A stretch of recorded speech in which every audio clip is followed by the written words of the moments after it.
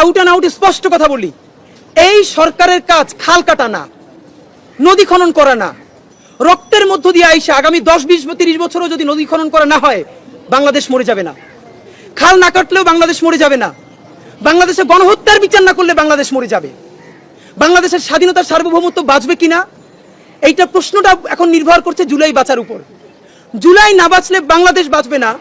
সেই প্রশ্নে যখন এই সরকারের প্রথম বারবার মিটিং হওয়ার কথা ছিল বিএনপির সাথে, জামাতের সাথে, এনসিপির সাথে, আওয়ামী লীগকে কোন ফরম্যাটে নিষিদ্ধ করা যায়, গণহত্যার বিচারটা কত দ্রুত নিশ্চিত করা যায়, তারা সেটা না করে এত কিছুর মধ্যে আরো 10টা কমিশন করেছে, তারা নারী কমিশন করেছে।